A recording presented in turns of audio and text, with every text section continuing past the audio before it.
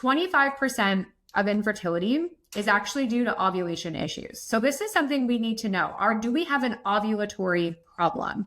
And if your body is not ovulating consistently, not ovulating at all, this is when letrozole can come in and do its job. But I do have a little asterisk to put on this for you guys because I see this happening all the time. Specifically, if you are someone with amenorrhea, meaning you are not cycling right now, okay? What do we want to do? We want to get your body cycling. First line therapy would use ovulation induction medication. That makes sense, right? I do believe that makes sense. However, if we're just using ovulation induction medication and we are not trying to decipher why you are not ovulating in the first place, we are doing your body a huge disservice. Because hear me when I say this. If you are a woman with PCOS who has elevated androgens, who has a significant insulin resistance and other hormonal imbalances that are blocking your body's ability to ovulate, forcing your body to ovulate. I say that it sounds negative, but it's not, right? My clients know I actually recommend letrozole all the time, not anti-medication by any means. What I am against, though, is ignoring the metabolic and hormonal dysregulation that is causing you to not ovulate in the first place. I just did some continuing education credits last week, and one of the days was a complete research update on PCOS, which I love doing. I love when I can sit in a room of practitioners who have like already scoured the internet for all of the research. And they're like, here's everything that's new. Here's how we're changing guidelines. Here's how we're doing things differently. It saves me many hours. So I got to do that, maybe not last week, the week before, anyway, sometime this month.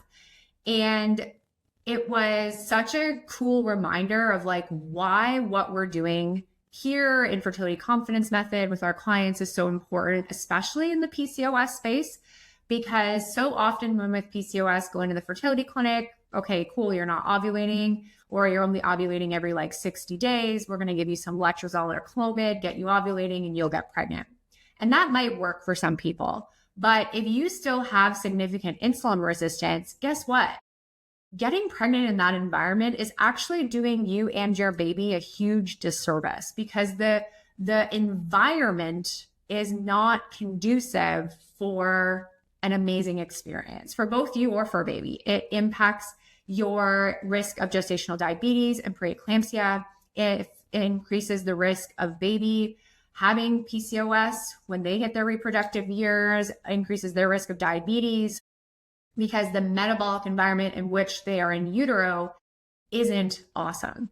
And so if we're ignoring the root cause issue of why you're not ovulating and just trying to force you to ovulate, we're not actually optimizing your body for pregnancy, nor are we setting your future children up for success from an epigenetic standpoint.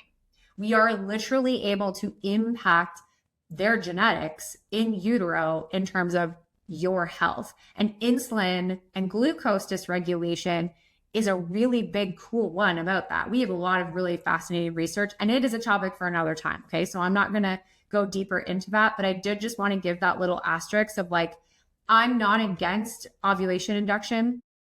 However, we still have work to do if there is first off, if you don't know why you're not ovulating, the work's not done. We need to know why you're not ovulating. And then we need to work on those issues. And sometimes while we're managing that stuff, we can bring in the ovulation induction medication to support, but you have the principles and the tools and the scaffolding in place to improve your glucose, your insulin, your hormone levels, the cholesterol, all the things that are potentially going to have an increased risk of miscarriage and other aspects through pregnancy and then with children as well.